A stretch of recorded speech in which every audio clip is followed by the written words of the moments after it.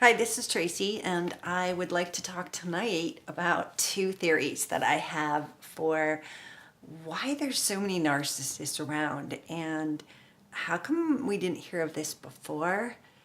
I guess it's been around, and maybe I'm not saying I know how old narcissism is. Obviously, it was named after the Greek guy Narcissus, so that means, a long time ago. But it seems so pervasive. If I talk to anybody, they are talking about somebody that has these signs of being a narcissist. They might not actually know to look at it as I have just begun to look for that and what it was.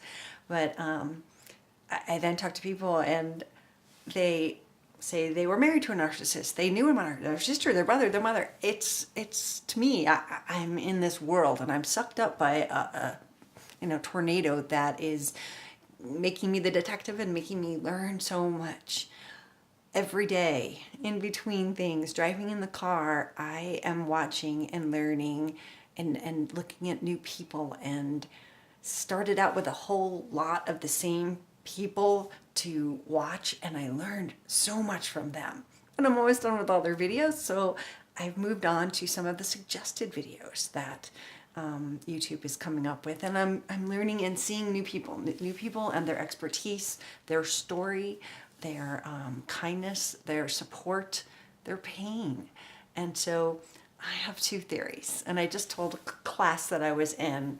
I'm in a women's group for recovering abused people. So I was just talking to them, and I thought about, I think there's two theories. Two theories are that, which one should I do first? The good one or the funny one?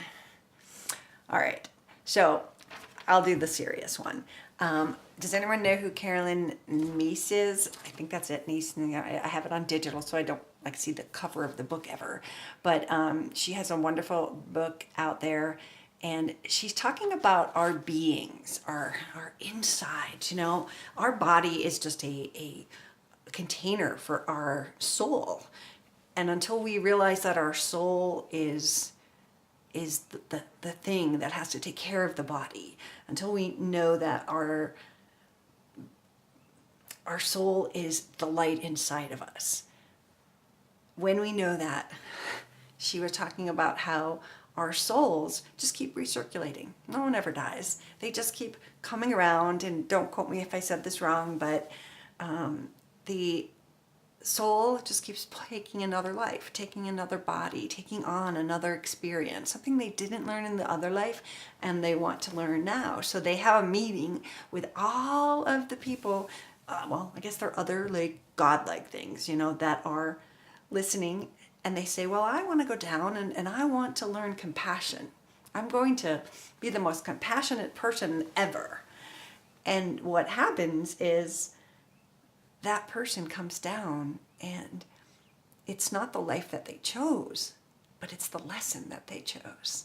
And she used Annie Sullivan, which was Helen Keller's, I call her nurse, the person that guided her. We could probably call her the first coach.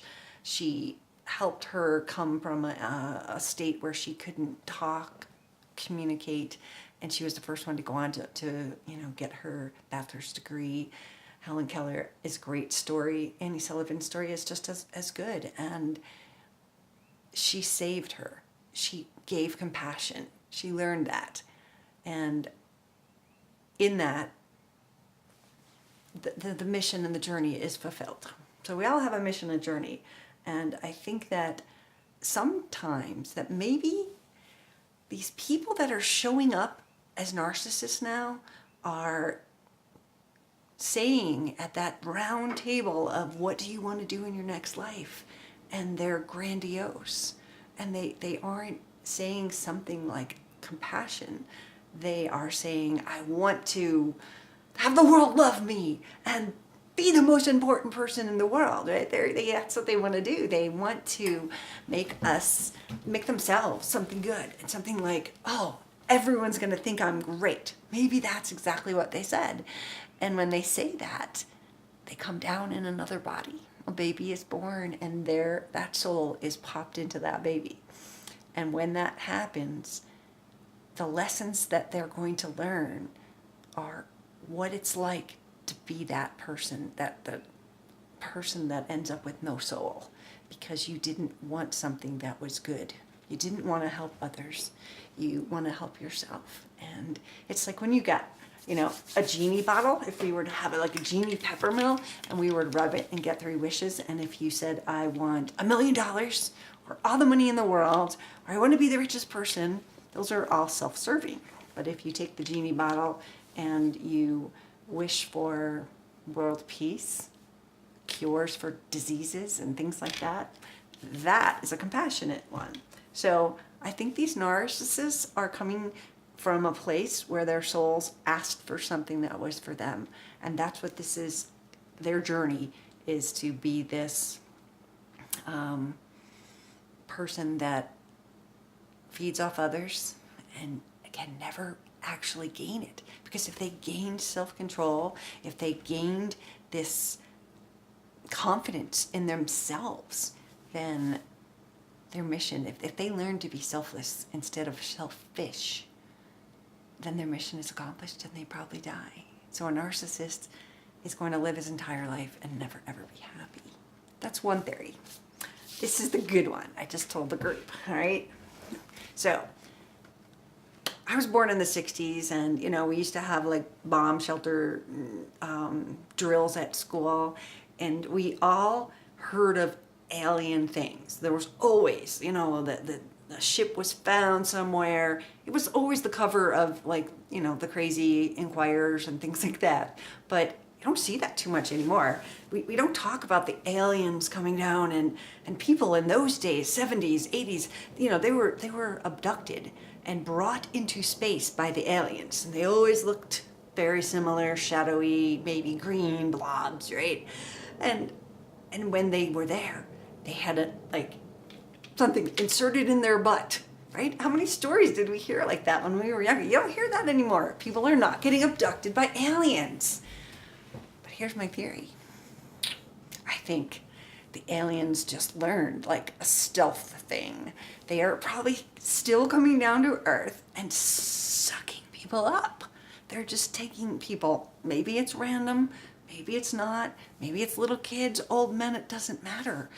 These people are going up, and the aliens are still putting something in their butt that is sort of rotting them like a cancer, and it is making them have delusional thoughts of grandeur, and it's their destiny.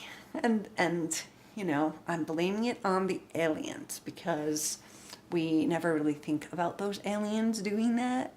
But I think if we can invent things that, all of our technology, why couldn't the aliens invent a stealth ship, quiet, comes down, we never even know about it, and it just sucks a few couple up, and maybe, it might be a day in our time, or it might be 6 hours when they think they're sleeping and they wake up and, they've got a sore butthole and they're a narcissist.